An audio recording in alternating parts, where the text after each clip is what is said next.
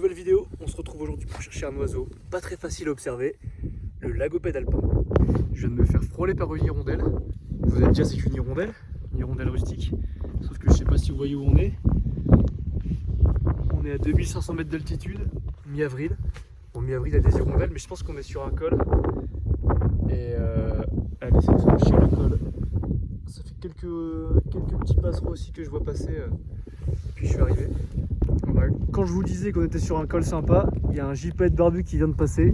J'ai pas réussi à faire des images, je suis désolé. En plus il commence à pleuvoir, il y a du vent et là il s'est barré super loin. Mais on va essayer de photographier le lagopède, on est là pour le lagopède, donc garde l'objectif. Donc voilà une zone propice au lagopède, typique. Donc des zones de terre nue sur les arêtes, dégagées par les vents ou par les premières fontes de neige, où il va encore pouvoir trouver de la nourriture, même en ce milieu avril.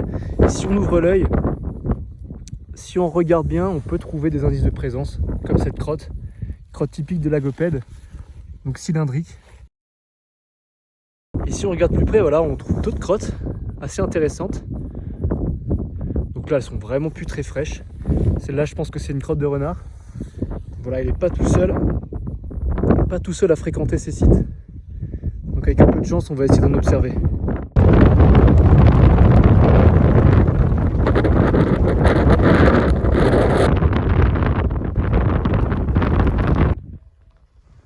Ici, il doit sûrement aussi y avoir du lièvre variable.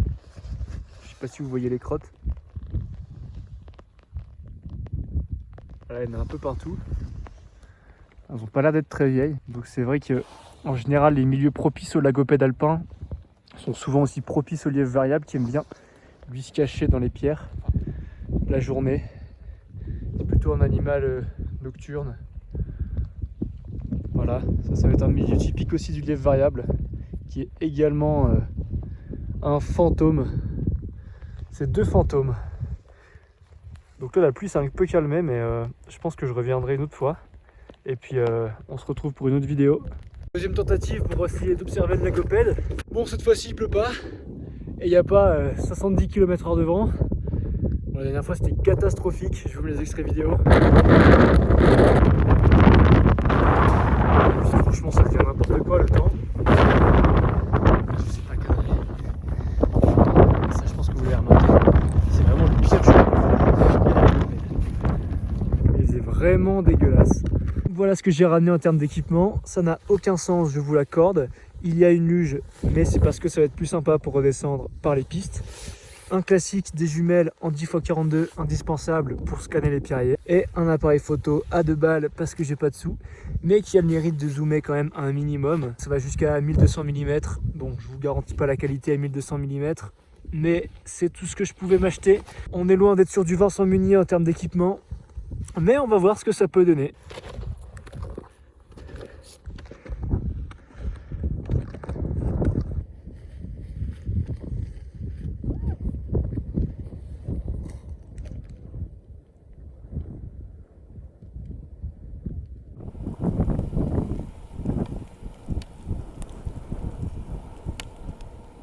Alors là, ça fait 10 minutes que j'essaye un peu de scanner le pierrier devant moi.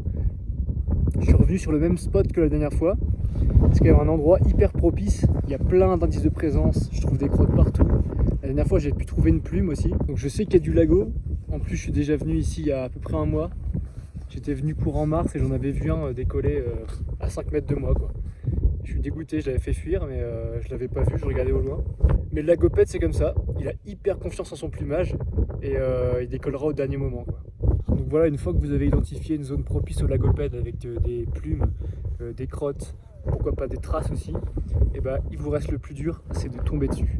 Alors si vous voulez tomber dessus sans les faire décoller, parce que c'est ce qui arrive le plus souvent, ils décollent quand on s'approche trop près, et ben il faut scanner. Il faut scanner les pierriers, les endroits propices. Mais habituellement, ce qu'on fait en ornithologie, c'est qu'on essaie de chercher le mouvement dans ces petits pierriers pour essayer de détecter l'animal. Mais là, en ce moment, ça marche pas parce que les lagopèdes, surtout par ce temps-là, ils sont prostrés, ils sont à côté d'une pierre, pourquoi pas même sous un caillou, et en fait, ils bougent pas. Et le plumage va pas aider. parce qu'en plus en cette mi-avril, les mâles sont en train de commencer à muer, les femelles aussi, et ils vont avoir quelques taches noires sur le cou, ils vont vraiment avoir cette couleur de rocher avec un peu de neige, et c'est vraiment une galère. Alors il faut de la patience, il faut scanner et rescanner.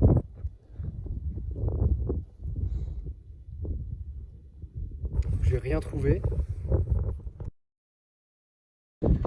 Donc voilà, je viens de tomber sur un groupe de skieurs, pile à l'endroit où je voulais aller poster pour voir des lagopèdes. Il faut savoir qu'on est dans une réserve naturelle en plus. Je ne citerai pas laquelle pour éviter le dérangement. Mais vous voyez, malgré ça, l'industrie du ski est plus fort que la réserve. Alors qu'il faut savoir que le lagopède, il y a vraiment une situation très précaire en France. Son habitat est en train de se réduire avec le réchauffement climatique. La limite des arbres et des arbustes est en train d'augmenter. Et lui, ce qu'il lui faut, c'est voilà, ce type de milieu-là, avec de l'herbe rase qui ressemble un peu à une toundra. Il faut savoir que c'est une espèce qui est là depuis l'ère glaciaire et qui s'est réfugiée dans nos montagnes, dans les Alpes. Le seul endroit où elle trouve encore des conditions qui ressemblent à ce qu'il y a toujours aujourd'hui dans la toundra arctique. Donc là, il y a des traces de renards toutes fraîches. Je suis pas le seul à savoir qu'il y a des lagopèdes dans la zone. Et j'ai aussi vu un aigle royal qui tournait par là. Il faut savoir que le lagopède, c'est une espèce proie. Donc il est à la base de la chaîne alimentaire et il va servir à alimenter plusieurs prédateurs. Donc ici, les principaux prédateurs, c'est l'aigle royal et le renard. Bon, le loup aussi qui est présent. Mais clairement, c'est pas à cause de ça que sa population est en train de réduire. C'est pas encore à cause du réchauffement climatique, ou en tout cas pas encore beaucoup à cause du réchauffement climatique. La principale raison, c'est ça. Les stations de ski et les skieurs. Donc pour pas ajouter un peu plus de dérangement à ce qui subit déjà, si on en voit, on va vraiment essayer de rester à distance, même si j'ai pas un très gros zoom. On va voir ce qu'on est capable de faire. Une fois que vous êtes sûr d'avoir vraiment tout scanné, vous pouvez changer de place.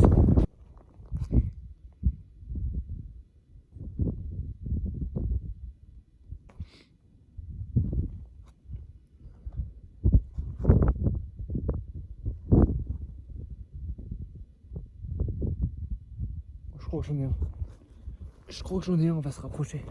Bon, je crois que j'en ai un. On va essayer de se rapprocher un peu. Je dois être à 500-600 mètres. On va aller se mettre sur une corniche pour essayer de faire des images.